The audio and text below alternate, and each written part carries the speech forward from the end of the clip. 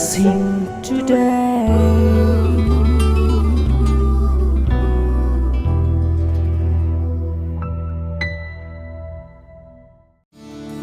This program is sponsored by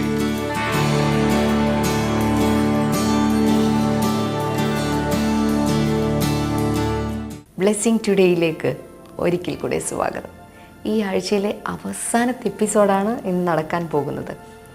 ഇന്നത്തെ episode sponsor ചെയ്തിരിക്കുന്ന ഷാർജയിൽ നിന്ന് വരുൺ ലാൽ ആൻഡ് നിമിഷ. നമുക്ക് ഒരുമിച്ച് ചേർന്ന് അദ്ദേഹത്തിന് വേണ്ടി, ആ കുടുംബാംഗങ്ങൾക്ക് വേണ്ടി ഒക്കെ നമുക്കിപ്പോൾ പ്രാർത്ഥിക്കാം. കർത്താവെ, ഞങ്ങൾ ഒരുമിച്ച് പ്രാർത്ഥിക്കുന്നു. വരുൺ ലാലിന് വേണ്ടിയും നിമിഷയ്ക്ക് വേണ്ടി പ്രാർത്ഥിക്കുന്ന കർത്താവെ, അവരുടെ MBA കർത്താവ് ഡിസ്റ്റിങ്ഷനോടെ പാസ്സാകാനായി പ്രാർത്ഥിക്കുന്നു. ഒപ്പം കവിതയ്ക്കായും പ്രാർത്ഥിക്കുന്നു. കർത്താവ്, അത്ഭുതങ്ങൾ അവളുടെ വിദ്യാഭ്യാസത്തിനും അങ്ങ് ചെയ്യണമേ. ഡിസ്റ്റിങ്ഷനോടെ MBA പാസ്സാകാൻ കർത്താവിൻ്റെ കൃപ നൽകണമെന്ന് പ്രാർത്ഥിക്കുന്നു. ദൈവമേ കർത്താവെ, അവർക്ക് കാക്കനാട് കൊടുത്ത ആ ഫ്ലാറ്റിനായി ഞങ്ങൾ അങ്ങേക്ക് നന്ദി പറയുന്നു. ഓസ്ട്രേലിയൻ PR വിസയ്ക്കായി ഞങ്ങൾ അങ്ങേക്ക് നന്ദി പറയുന്നു കർത്താവെ. ദൈവമേ, അവർക്കൊരു രണ്ടാമത് ഒരു കുഞ്ഞ് ലഭിക്കാനായി ഞങ്ങൾ പ്രാർത്ഥിക്കുന്നു കർത്താവെ.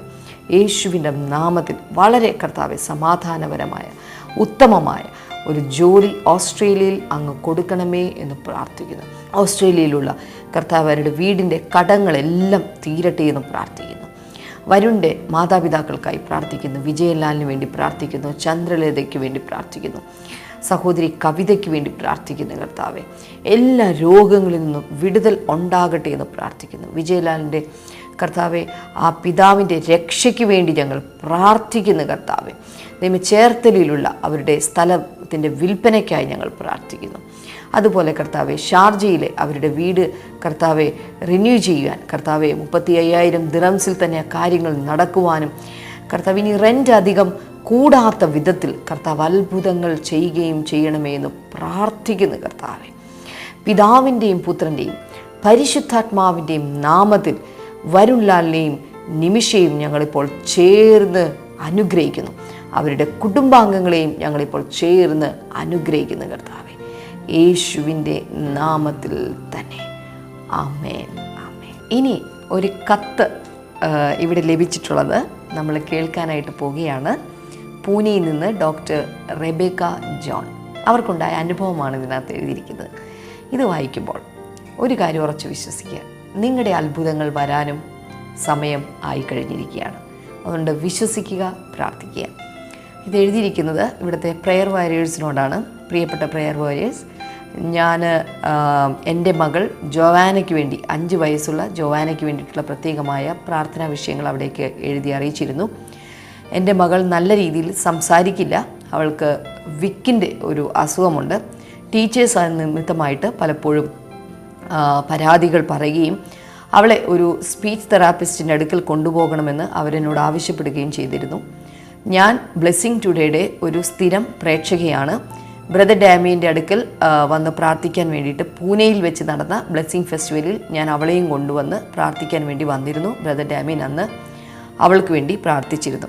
കൂടാതെ ബ്ലെസ്സിങ് ടുഡേയുടെ പ്രെയർ ലൈനിൽ വിളിച്ച് ഞാൻ പ്രാർത്ഥിക്കുകയും ചെയ്തു. പ്രെയർ ലൈനിൽ വിളിച്ചപ്പോൾ അവിടെയുള്ളൊരു സഹോദരി എൻ്റെ മകൾ നന്നായി സംസാരിക്കുമെന്നും നന്നായി കർത്താവിന് വേണ്ടി പാടുമെന്നും അവരെന്നോട് പറഞ്ഞു, പ്രാർത്ഥിച്ചു. ഇപ്പോൾ കർത്താവ് എൻ്റെ മകളെ സൗഖ്യമാക്കിയിരിക്കുകയാണ്. അവൾ നല്ല രീതിയിൽ വളരെ വ്യക്തമായിട്ട് അവൾ സംസാരിക്കുന്നു. കൂടാതെ അന്ന് പ്രെയർ കോൾ സെൻറ്ററിലെ സഹോദരി പ്രാർത്ഥിച്ച് പറഞ്ഞതുപോലെ തന്നെ ഇന്നിപ്പോൾ കർത്താവിന് വേണ്ടി അവൾ മനോഹരമായി പാടുകയും ചെയ്യുകയാണ്. അതുകൊണ്ട് ഞങ്ങൾക്ക് വേണ്ടി പ്രാർത്ഥിച്ച ബ്രദർ ഡാമിയനും എല്ലാ പ്രെയർ വാരിയേഴ്സിനും പ്രത്യേകമായ നന്ദി അറിയിക്കുന്നു. എല്ലാ മഹത്വവും യേശു കർത്താവിന് അർപ്പിക്കുന്നു. Doctor Rebecca John, Pune. കർത്താവ് വലിയ വിടുതലുകൾ ബ്ലെസ്സിങ് ടുഡേ പ്രോഗ്രാമിലൂടെ ചെയ്തുകൊണ്ടിരിക്കുകയാണ്. ഇതിൻ്റെ പിന്നിൽ പ്രവർത്തിക്കുന്ന എല്ലാ പ്രിയപ്പെട്ടവരോടും ഓരോ സ്പോൺസേഴ്സിനോടും പ്രത്യേകമായ നന്ദി ഞാൻ അറിയിക്കുന്നു. തുടർന്ന് ദൈവത്തിൻ്റെ വചനം നമുക്കൊരുമിച്ച് കേൾക്കാം.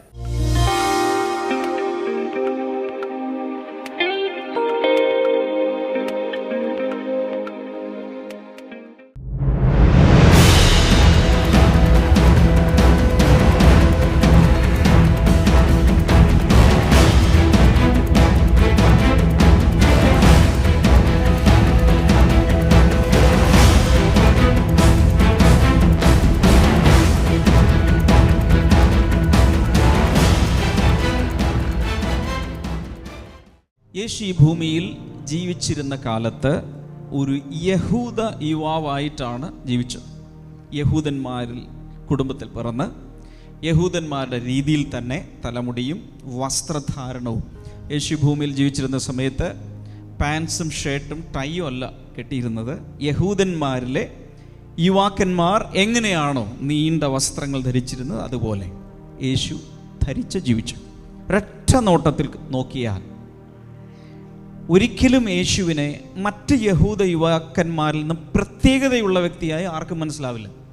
മനസ്സിലാവുന്നുണ്ടോ? ആർക്കും മനസ്സിലാവില്ല. സാധാരണ ഒരു യുവാവ്. അതുകൊണ്ടാണ് ഗെത്സമൻ തോട്ടത്തിൽ യേശുവിനെ അറസ്റ്റ് ചെയ്യുവാൻ വേണ്ടി റോമൻ പടയാളികൾ എത്തിയപ്പോൾ ആളെ തിരിച്ചറിയാൻ കഴിയാത്തത് കൊണ്ട്, എന്ന് വെച്ചാൽ മറ്റു വ്യക്തികളിൽ നിന്ന് ഒരു പ്രത്യേകതയും യേശുവിൻ്റെ ബാഹ്യ ശരീരത്തിനില്ല.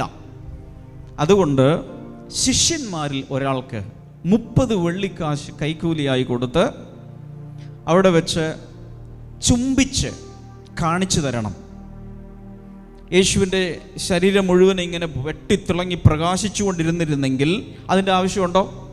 ഈ 13 പേര് ഉള്ള സ്ഥലത്ത്, 12 ശിഷ്യന്മാരും യേശുവുള്ള സ്ഥലത്ത് തിളങ്ങിക്കൊണ്ടിരിക്കുന്ന യേശുവിനെ മാത്രം ചെന്ന് അറസ്റ്റ് ചെയ്താൽ മതി. ഇങ്ങനെയൊന്നുമില്ല. നമ്മളുടെ മുഖം എങ്ങനെയാണോ, നമ്മുടെ ശരീരം എങ്ങനെയാണോ, അങ്ങനെയായിരുന്നു യേശു. എന്നാൽ ഒരു ദിവസം യേശു ചെയ്തത്, തൻ്റെ 12 ശിഷ്യന്മാരിൽ 3 പേരെ പേരിവിടെ പറഞ്ഞിട്ടുണ്ട്. പത്രോസ്, പറഞ്ഞേ, യാക്കോബ്, യോഹന്നാൻ. ഒന്നുകൂടെ. 3 പേരെ മാത്രം കൂട്ടി, ബാക്കി 9 എണ്ണത്തിനെ കൂട്ടിയിട്ടില്ല. ഈ 3 ശിഷ്യന്മാരെ മാത്രം കൂട്ടി ഒരു മലയുടെ മുകളിലേക്ക് പോയി.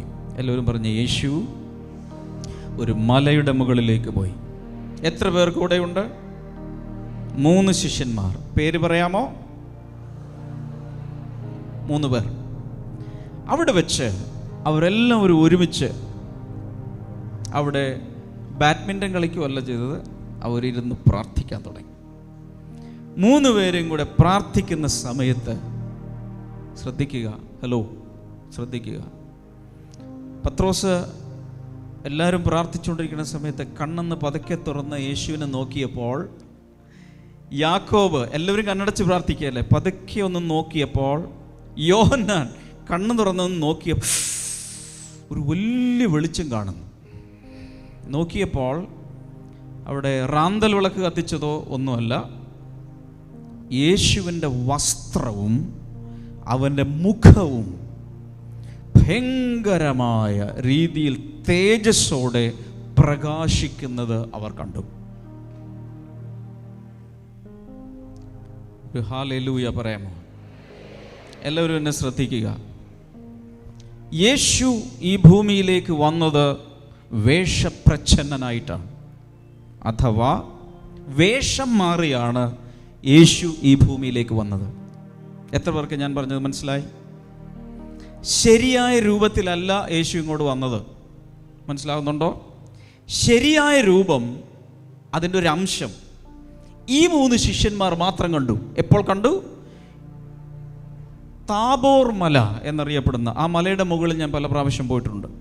യേശു രൂപാന്തരപ്പെട്ട മലയുടെ മുകളിൽ പല പ്രാവശ്യം ഞങ്ങൾ പോയിട്ടുണ്ട്. ഒരു പ്രാവശ്യം ഇന്ത്യയിൽ നിന്നുള്ളൊരു ഗ്രൂപ്പുമായി ആ യേശു കാൽമുട്ട് കുത്തി പ്രാർത്ഥിച്ച അതേ സ്ഥലത്തിരുന്നു കൊണ്ട് ഞങ്ങൾ പ്രാർത്ഥിക്കുന്ന സമയത്ത് ചിലരൊക്കെ ഉറക്കെ കരയാൻ തുടങ്ങി. അവിടെ ഉറക്കെ പ്രാർത്ഥിക്കാൻ പാടില്ല, അവിടെ ശാന്തമായി അങ്ങനെ നിൽക്കുന്ന ഒരു പ്രത്യേക സന്യാസ സമൂഹത്തിൻ്റെ കയ്യിലാണ് ആ മല.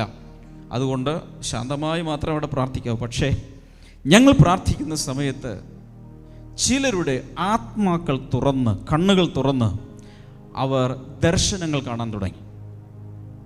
യേശുവിനെ ചിലർ കണ്ടു, വാവിട്ട് കരഞ്ഞു. ഒരു പ്രാവശ്യം ഞങ്ങളവിടെ ആ മലമുകളിൽ നിൽക്കുമ്പോൾ ഇന്നവിടെ ഭയങ്കരമായൊരു ദൈവിക സാന്നിധ്യമുണ്ട്. ശ്രദ്ധിച്ചു കേൾക്കുക. യേശു അവരുടെ മുൻപാകെ 3 പേർക്ക് മാത്രം യേശു തന്നെത്താൻ വെളിപ്പെടുത്തി. അവൻ്റെ മുഖം അവിടെ പറഞ്ഞിരിക്കുന്നത് ശക്തിയോടെ ഒരു സൂര്യനെ പോലെ. എങ്ങനെയാ ശോഭിച്ചത്? ഒരു സൂര്യനെ പോലെ ശോഭിക്കാൻ തുടങ്ങി. ഇന്നും ഒത്തിരി പേർ വിശ്വസിക്കുന്നത് യേശു ഒരു സാധാരണ ഒരു മനുഷ്യനായിരുന്നു, പക്ഷേ നല്ലൊരു ലീഡറായിരുന്നു, നല്ലൊരു നേതാവായിരുന്നു, സാമൂഹിക പരിഷ്കർത്താവായിരുന്നു, ക്രിസ്തീയ മതമൊക്കെ സ്ഥാപിച്ച ഒരു നല്ല മനുഷ്യനായിരുന്നു. പിന്നെ അന്നത്തെ കാലത്ത് കുറേ പേർക്കൊക്കെ എന്ത് കൊടുത്തു? സൗഖ്യമൊക്കെ കൊടുത്തു, അപ്പമൊക്കെ കൊടുത്തു.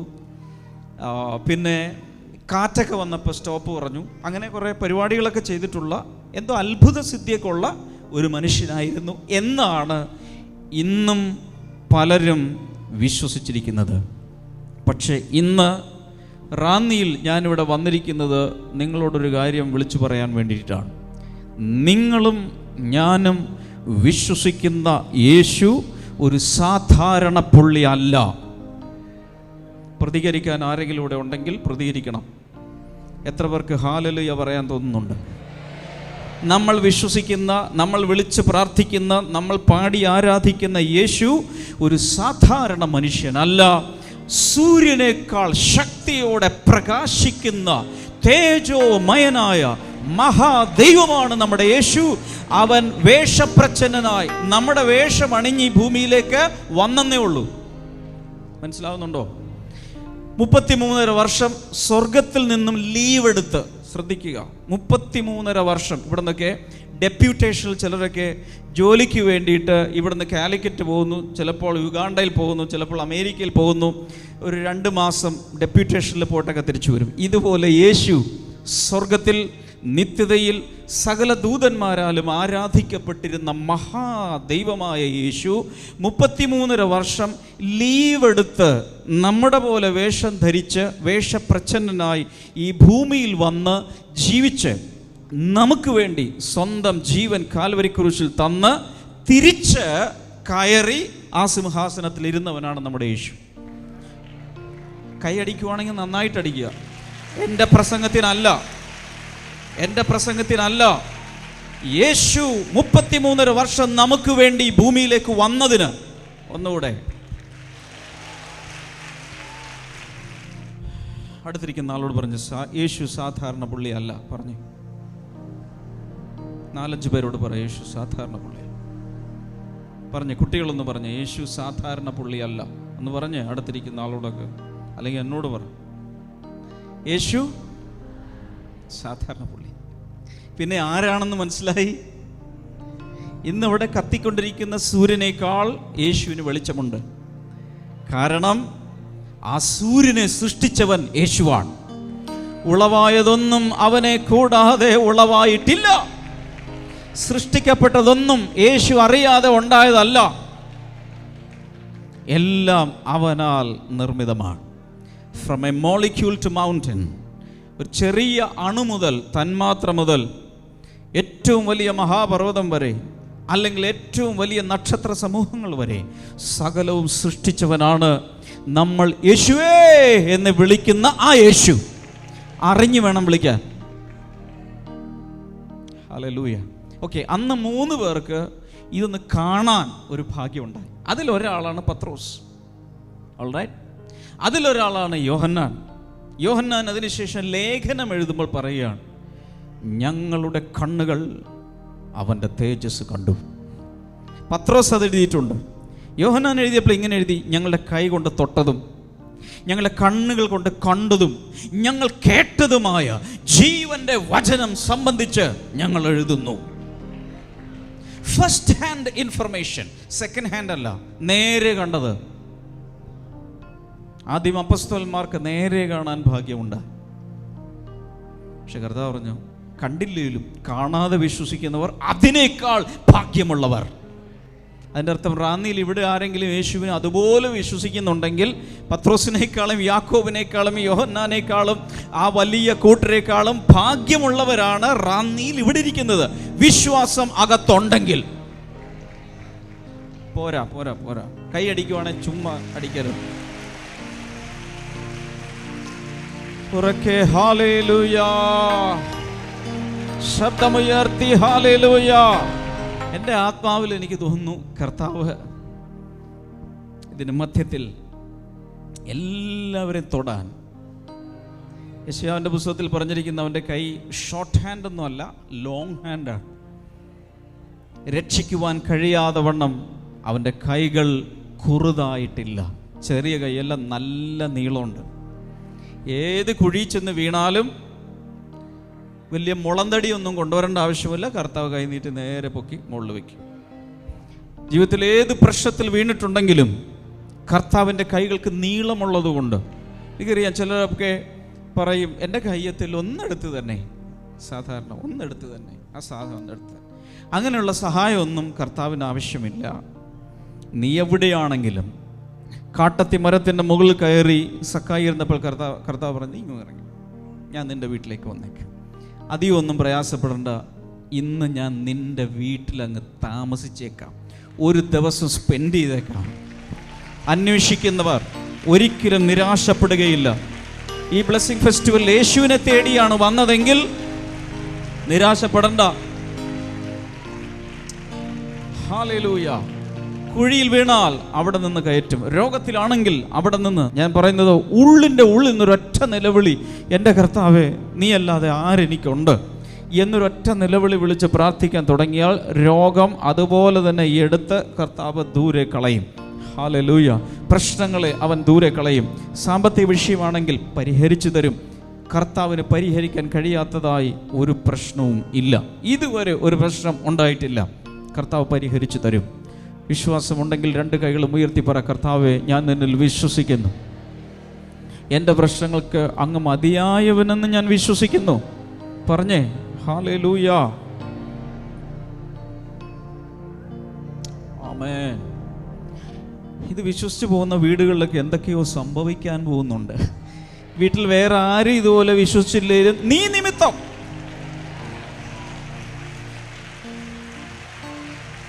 ഒരു വീട്ടിൽ ഒരാൾ വിശ്വസിച്ചാൽ ബാക്കിയുള്ളവർ കൂടെ ഗതി പിടിക്കും. Oh Jesus Jesus Jesus Jesus Jesus Jesus Jesus.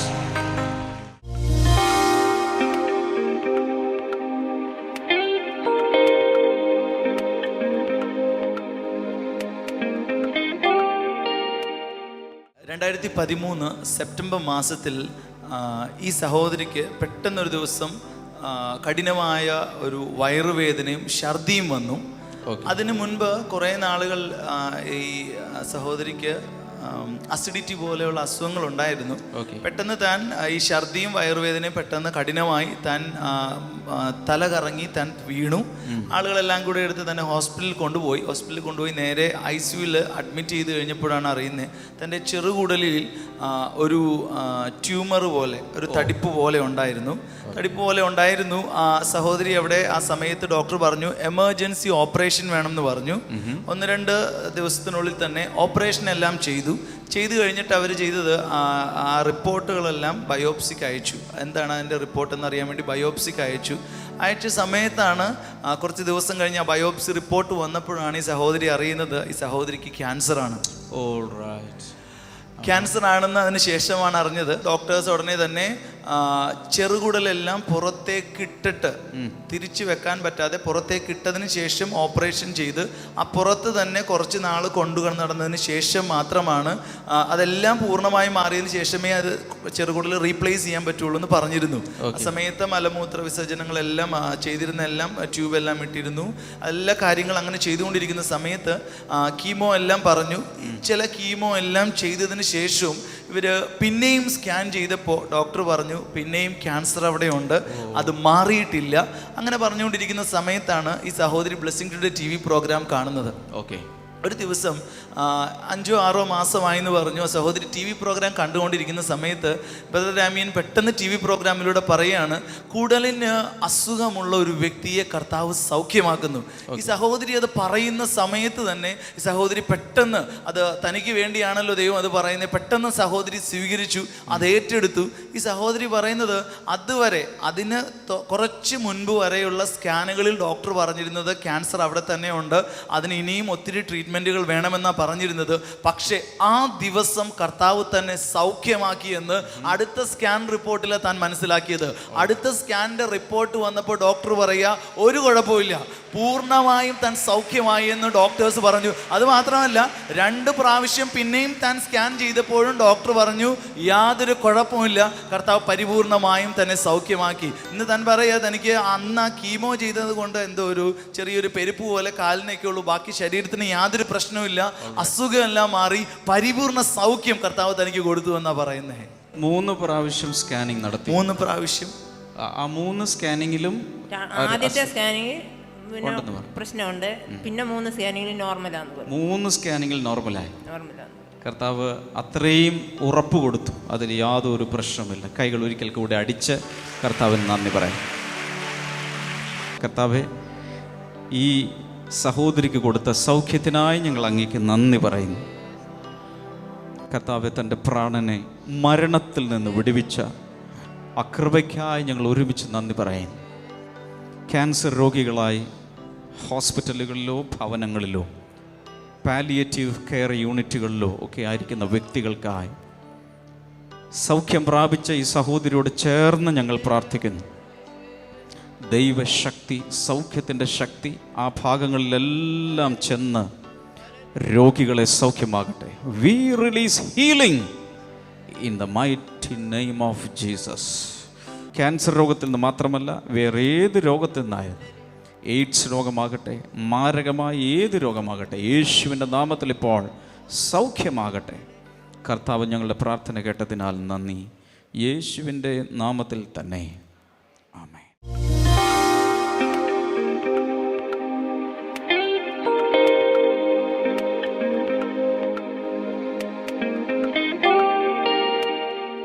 ഇനി പ്രാർത്ഥിക്കാൻ വേണ്ടി നമ്മൾ പോവുകയാണ്. പ്രാർത്ഥിക്കാൻ പോകുന്നതിന് മുൻപ് ഒരു കാര്യം നിങ്ങളോട് പ്രത്യേകമായി ഞാൻ ആവശ്യപ്പെടുകയാണ്. നവംബർ 14 ശിശുദിനത്തിൽ ബ്രദർ ഡാമിയൻ വിദ്യാർത്ഥികൾക്ക് വേണ്ടി, ശിശുക്കൾക്ക് വേണ്ടി പ്രത്യേകമായി പ്രാർത്ഥിക്കുകയാണ്.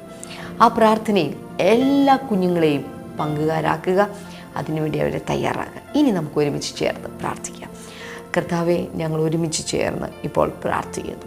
അങ്ങയുടെ നാമത്താൽ ഉള്ള അനുഗ്രഹങ്ങൾ ഓരോ വ്യക്തികളുടെ മേലും വന്ന് ചേരട്ടെ. കണ്ണിൻ്റെ കാഴ്ചശക്തി കുറഞ്ഞുകൊണ്ടിരിക്കുന്ന ഒരു വ്യക്തി കർത്താവ് ഇപ്പോൾ സൗഖ്യമാക്കുകയാണ്. പല കണ്ണടകൾ വെച്ച് നോക്കിയിട്ടും നിങ്ങളുടെ കാഴ്ചശക്തി ശരിയായ രീതിയിൽ നിങ്ങൾക്ക് കാണാൻ സാധിക്കുന്നില്ല. യേശുവേ എന്ന് വിളിച്ചിപ്പോൾ പ്രാർത്ഥിക്കുമ്പോൾ അത്ഭുതകരമായ സൗഖ്യം നടക്കട്ടെ എന്ന് പ്രാർത്ഥിക്കുന്നു. കർത്താവെ, എല്ലായ്പ്പോഴും ഇങ്ങനെ മൂക്കിൽ നിന്നിങ്ങനെ വെള്ളം ഒഴുകിക്കൊണ്ടിരിക്കുന്ന ഒരു വ്യക്തി കർത്താവ് ഇപ്പോൾ സൗഖ്യമാക്കുകയാണ്. യേശുവിൻ്റെ നാമത്തിൽ ആ വ്യക്തി ഈ സമയത്ത് സൗഖ്യം ആകട്ടെ. Thank you lord, thank you Jesus. എല്ലാ ദിവസവും വൈകുന്നേരങ്ങളിൽ വല്ലാത്ത തലവേദന അനുഭവപ്പെടുന്ന ഒരു വ്യക്തി കർത്താവ് ഇപ്പോൾ സൗഖ്യമാക്കുകയാണ്. യേശുവിൻ്റെ നാമത്തിൽ അത്തരം വേദനകൾ ഈ സമയത്ത് സൗഖ്യം ആകട്ടെ, വിടുതലുകൾ സംഭവിക്കട്ടെ എന്ന് പ്രാർത്ഥിക്കുന്നു. Thank you lord, thank you Jesus, thank you Lord.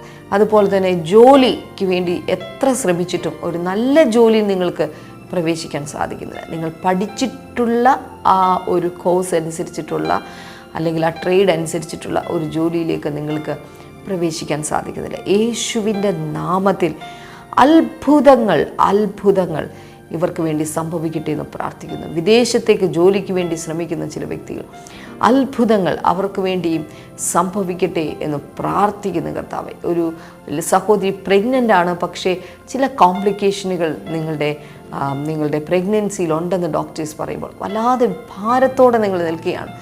യേശുവിൻ്റെ നാമത്തിൽ ആ വ്യക്തി ഇപ്പോൾ സൗഖ്യമാകട്ടെ. അവളുടെ ഉദരത്തിൽ വളരുന്ന കുഞ്ഞ് കർത്താവ് പറയുന്ന സമയത്ത് മാത്രം ആ കുഞ്ഞ് വെളിയിൽ വരട്ടെ. അത്ഭുതകരമായ വിടുതലുകൾ സംഭവിക്കട്ടെ എന്ന് ഞങ്ങൾ പ്രാർത്ഥിക്കുന്നു. കർത്താവേ, thank you lord, thank you Jesus. ഹൃദയ സംബന്ധമായ ചില അസുഖങ്ങൾ ഈ സമയത്ത് സൗഖ്യമാവുകയാണ്. ബ്ലഡ് പ്രഷർ യേശുവിൻ്റെ നാമത്തിൽ അത് ക്രമാതീതമായി വർദ്ധിക്കുന്നതും അത് കുറയുന്നതും യേശുവിൻ്റെ നാമത്തിൽ അത് സൗഖ്യമാകുകയാണ്. അതുപോലെ പ്രമേഹത്തിൻ്റെ അസുഖം, ഷുഗറിൻ്റെ പ്രശ്നം യേശുവിൻ്റെ നാമത്തിൽ ഈ സമയത്ത് അത് സൗഖ്യമാവുകയാണ്. Thank you lord, thank you Jesus, thank you lord. അത്ഭുതകരമായ ചില മാറ്റങ്ങൾ ചില കുഞ്ഞുങ്ങളുടെ ജീവിതത്തിൽ കർത്താവ് ചെയ്യുകയാണ്. പഠിക്കുവാനായിട്ട് വളരെയധികം ബുദ്ധിമുട്ടുള്ള, അല്ലെങ്കിൽ സ്കൂളിൽ കൊണ്ടുപോയി ഇരുത്തി കഴിഞ്ഞാൽ സ്കൂളിൽ ഇരിക്കാതെ എപ്പോഴും ഇങ്ങനെ ചുറ്റിക്കറങ്ങുന്നത് പോലെ നിൽക്കുന്ന ഒരു കുട്ടിയെ കർത്താവിനെ കാണിക്കുക യേശുവിൻ്റെ നാമത്തിൽ. ടീച്ചേഴ്സ് പലപ്പോഴും നിങ്ങളോട് പരാതികൾ മാത്രമേ ആ കുഞ്ഞിനെ പ്രതി പറയുന്നുള്ളൂ. എന്നാൽ ഇപ്പോൾ വിശ്വസിക്കുക, യേശുവിൻ്റെ നാമത്തിൽ ആ കുഞ്ഞിൻ്റെ മേൽ ഒരു വലിയ വിടുതൽ സംഭവിക്കട്ടെ കർത്താവേ. അത്ഭുതകരമായ വിടുതൽ സംഭവിക്കട്ടെ. അങ്ങ് അത്ഭുതം ചെയ്തതിനായി നന്ദി പറയുന്നു, യേശുവിൻ്റെ നാമത്തിൽ തന്നെ. ആമേൻ, ആമേൻ, ആമേൻ. ഇന്നത്തെ എപ്പിസോഡ് വീക്ഷിച്ച എല്ലാ പ്രേക്ഷകരോടുമുള്ള പ്രത്യേകമായ നന്ദി ഈ സമയത്ത് അറിയിക്കുകയാണ്. അടുത്ത ആഴ്ചയിൽ നമുക്ക് 3 ബ്ലെസ്സിങ് ഫെസ്റ്റിവലുണ്ട്. അതിൽ 2 എണ്ണം കേരളത്തിന് വെളിയിലും 1 എണ്ണം കേരളത്തിനകത്തുമാണ്. മൈസൂർ, മാംഗ്ലൂർ ആൻഡ് കണ്ണൂർ. ഈ ബ്ലെസ്സിങ് ഫെസ്റ്റിവലിലേക്ക് ഞാൻ നിങ്ങളെ പ്രത്യേകമായി സ്വാഗതം ചെയ്യുകയാണ്. അടുത്ത ആഴ്ചയിലെ എപ്പിസോഡ് കാണാൻ മറക്കരുത്. കർത്താവ് നിങ്ങളെ ധാരാളമായി അനുഗ്രഹിക്കട്ടെ. ഞാൻ നിങ്ങളോട് ഇന്ന് സംസാരിക്കുന്നത് റെസറക്റ്റഡ് ലൈഫ്, അല്ലെങ്കിൽ ഉയർപ്പിക്കപ്പെട്ട ജീവിതം.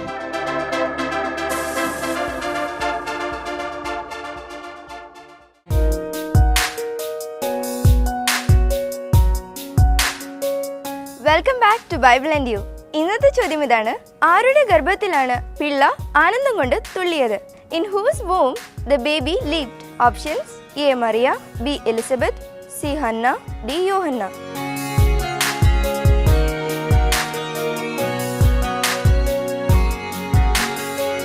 നിങ്ങളുടെ ഉത്തരങ്ങൾ 9645221221 എന്ന നമ്പറിലേക്ക് SMS ചെയ്യുക. ചെയ്യേണ്ട format BT space ABC or D space നിങ്ങളുടെ പേരും പൂർണ്ണ മേൽവിലാസവും. ശരിയുത്തരം അയക്കുന്നവർക്ക് സമ്മാനങ്ങൾ നൽകുന്നത് OM ബുക്സ് ആണ്.